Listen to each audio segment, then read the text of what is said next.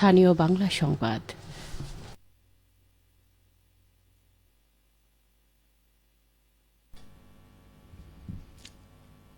আসসালামু আলাইকুম।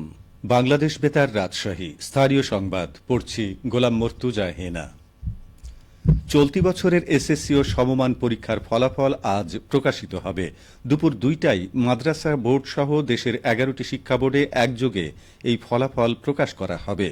আন্তঃশিক্ষা বোর্ড সমন্বয় কমিটির সভাপতি ও ঢাকা শিক্ষা বোর্ডের চেয়ারম্যান অধ্যাপক ড খন্দকার এহসানুল কবির স্বাক্ষরিত এক বিজ্ঞপ্তিতে এই তথ্য জানানো হয়। শিক্ষার্থীরা www.educationboardresults.gov.bd ওয়েবসাইটের মাধ্যমে প্রতিষ্ঠান ভিত্তিক ফলাফল জানতে পারবে। প্রতিষ্ঠান প্রধানদের বোর্ডের ওয়েবসাইটে গিয়ে EIIN নম্বর ব্যবহার করে রেজাল্ট কর্নার থেকে ফলাফল ডাউনলোড করতে হবে। একই সঙ্গে নিজ নিজ শিক্ষা প্রতিষ্ঠান থেকেও ফলাফল সংগ্রহ করা যাবে। এছাড়া SMS এর মাধ্যমে ফল জানতে টেলিটক সিম ব্যবহার করে 16222 শর্ট কোডে নির্ধারিত ফরম্যাটে SMS পাঠিয়েও ফলাফল জানা যাবে। রাজশাহীর চারঘাট উপজেলায় নকল ব্র্যান্ড ও অস্বাস্থ্যকর পরিবেশে খাবার ও ব্যাটারি পানি উৎপাদনকারী একটি প্রতিষ্ঠানকে 25,000 টাকা জরিমানা করা হয়েছে। গতকাল উপজেলার হলিদাগাছি এলাকায় অভিযানটি পরিচালনা করে BSTI এর বিভাগীয় কার্যালয়। অভিযানে নির্বাহী ম্যাজিস্ট্রেট হিসেবে ছিলেন উপজেলা নির্বাহী কর্মকর্তা জান্নাতুল ফেরদৌস। BSTI এর রাজশাহী বিভাগীয় কার্যালয়ের সার্টিফিকেশন মার্কস উইং এর প্রকৌশলী জুনাইদ আহমেদ জানান, ইমরান পিওর ড্রিঙ্কিং ওয়াটার নামের প্রতিষ্ঠানটি BSTI এর অনুমোদন বা মান সনদ না নিয়েই খাবার পানি এবং ব্যাটারি পানি উৎপাদন ও বাজারজাত করে আসছিল। প্রতিষ্ঠানটিতে কোনো কেমিক্যাল বা মাইক্রোবায়োলজিক্যাল পরীক্ষাগার ছিল না। ফলে উৎপাদিত পানির TDS মাত্রা ছিল অত্যন্ত বেশি, যা ব্যাটারি চালিত যন্ত্রপাতির জন্য মারাত্মক ক্ষতিকর। এ কারণে প্রতিষ্ঠানটিকে 25,000 টাকা জরিমানা করা হয় এবং পরবর্তী নির্দেশ না দেওয়া পর্যন্ত সকল প্রকার উৎপাদন ও বিপণন বন্ধ রাখার আদেশ দেওয়া হয়। নওগাঁর মান্দায় উপজেলা প্রশাসনের উদ্যোগে চলতি বছর 566.13 একর সরকারি সম্পত্তি উদ্ধার করা হয়েছে।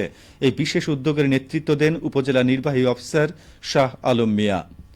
উদ্ধার করা সম্পত্তির মধ্যে কালিসফা মৌজায় 108.75 একর, মহানগর মৌজায় 155.19 একর, বিল উথরাইল মৌজায় 264.55 একর, বাঁকাপুর মৌজায় 23.23 একর এবং চকবালু মৌজায় নদীর জেগে ওঠা চর এলাকায় 9.41 একর। উদ্ধারকৃত এসব সম্পত্তি সরকারি 1 নম্বর খতিয়ানভুক্ত। উপজেলা নির্বাহী কর্মকর্তা বলেন, প্রতি বছর বোরো মৌসুম এলেই ওই সকল সম্পত্তির দখল নিয়ে স্থানীয়দের মধ্যে দফায় দফায় উত্তেজনা ও সংঘর্ষের সৃষ্টি হতো। এসব জটিলতা নিরসনে মাঠ পর্যায়ে গিয়ে স্পট গণশুনানির মাধ্যমে তিনি সমস্যা চিহ্নিত করেন এবং ব্যবস্থা গ্রহণ করেন। ফলে এবছর কোনো সংঘর্ষ ছাড়াই শান্তিপূর্ণভাবে সরকারি সম্পত্তি উদ্ধার করা সম্ভব হয়েছে। উপজেলা প্রশাসনের এই উদ্যোগ বাস্তবায়ন অব্যাহত থাকবে বলে তিনি আশাবাদ ব্যক্ত করেন। চাঁপাইনবাবগঞ্জের শিবগঞ্জে অগ্নিকাণ্ডে ক্ষতিগ্রস্ত ও বজ্রপাতে নিহত পরিবারদের মাঝে ঢেউটিন ও চেক বিতরণ করা হয়েছে। গতকাল উপজেলা প্রশাসন ও দুর্যোগ ব্যবস্থাপনা অধিদপ্তরের উদ্যোগে উপজেলা পরিষদ চত্বরে এই ঢেউটিন ও চেক বিতরণ করেন উপজেলা নির্বাহী কর্মকর্তা মোহাম্মদ আজাহার আলী। এদিকে চাঁপাইনবাবগঞ্জের শিবগঞ্জে সরকারি প্রাথমিক বিদ্যালয়ের প্রধান শিক্ষকদের অংশগ্রহণে চলমান ডেঙ্গু প্রতিরোধে করণীয় শীর্ষক মতবিনিময় সভা ও 240টি সরকারি প্রাথমিক বিদ্যালয়ে বিভিন্ন প্রজাতির গাছের চারা, ফ্যান ও ক্রীড়া সামগ্রী বিতরণ করা হয়েছে। উপজেলা প্রশাসন আয়োজিত উপজেলা পরিষদ মিলনায়তনে প্রধান শিক্ষকদের হাতে গাছের চারা, ফ্যান ও ক্রীড়া সামগ্রী বিতরণ করেন উপজেলা নির্বাহী কর্মকর্তা মোহাম্মদ আজাহার আলী। উপজেলা প্রাথমিক শিক্ষা কর্মকর্তা মুসাব্বির হোসেন খান অনুষ্ঠানে সভাপতিত্ব করেন। প্রথম ধাপে 120টি প্রতিষ্ঠানে গাছের চারা ও ফুটবল এবং 20 প্রতিষ্ঠানে ফ্যান বিতরণ করা হয়। কৃষি প্রণোদনা কর্মসূচির আওতায় নাটোর জেলার আদর্শ পেঁয়াজ চাষিদের 100 এয়ারফ্লো মেশিন বিতরণ করা হয়েছে। এসব এয়ারফ্লো মেশিন খাতে সরকার ব্যয় করেছে 27,10,000 টাকা। বিতরণকৃত এয়ারফ্লো মেশিনের মধ্যে নলডাঙ্গা উপজেলায় সর্বোচ্চ 40টি, নাটোর সদর উপজেলায় 15টি, গুরুদাসপুর, বড়াইগ্রাম, লালপুর ও বাগাতিপাড়া উপজেলায় 10টি করে এবং সিংড়া উপজেলায় 5টি।